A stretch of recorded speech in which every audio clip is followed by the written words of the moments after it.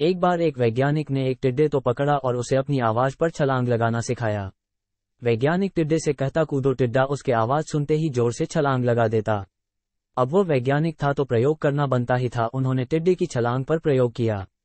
वैज्ञानिक ने उसकी एक टांग तोड़ दी और फिर बोला कूदो। अब टिड्डे की छलांग की दूरी कम हो गई। वैज्ञानिक ने उसकी दूसरी टांग तोड़ दी और फिर बोला कूदो। टिड्डे की छलांग और कम हो गई। अब तोड़ी गई उसकी तीसरी टांग, फिर छलांग की दूरी और कम हो गई। एक एक करके बेचारे टिड्डे की सारी टांगें तोड़ दी गई। अब आखिरी टांग टूटने पर जब उससे कहा गया कूदो तो वह हिल भी नहीं पाया। अब वैज्ञानिक ने अपना निष्कर्ष अपनी डायरी में लिखा। जानते हो उसने क्या लिखा? जब टिड्डे की एक टांग तोड़ी गई तो वह थोड़ा बहरा हो गया। जब उसकी दूसरी टांग तोड़ी गई तो वो और बहरा हो गया। हर टांग टूटने के साथ वो और बहरा होता गया। और सारी टांग टूटने के बाद वो बिल्कुल बहरा हो गया। अब जोर जोर से चिल्लाने का भी उस पर कोई असर नहीं हुआ। वो तो अपनी जगह से हिला तक नहीं, छलांग लगाना तो दूर की बात थी।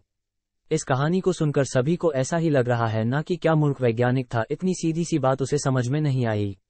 या कुछ लोग ये भी सोच रहे होंगे कि ये तो किसी बच्चे को भी पता है कि टिड्डे की छलांग उसके टांग टूटने की वजह से कम होती जा रही थी, ना कि वह बहरा हो गया था। दोस्तों, हम सभी जीवन में कई बार ऐसे ही मूर्ख बन जाते हैं। कई बार जीवन में दो घटनाएं एक साथ ऐसे घटती है कि उनका एक दूसरे से कोई संबंध होता ही नहीं, फिर भी ऐसा लगता है कि गहरा संबंध है।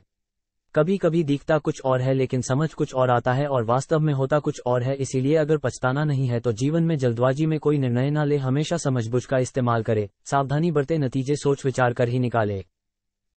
तो दोस्तों, हम आशा करते हैं कि आपको ये कहानी पढ़कर जरूर अच्छी लगी होगी और कृपया करके इन कहानियां को आप अपने दोस्तों और परिवार वालों के साथ शेयर जरूर करें।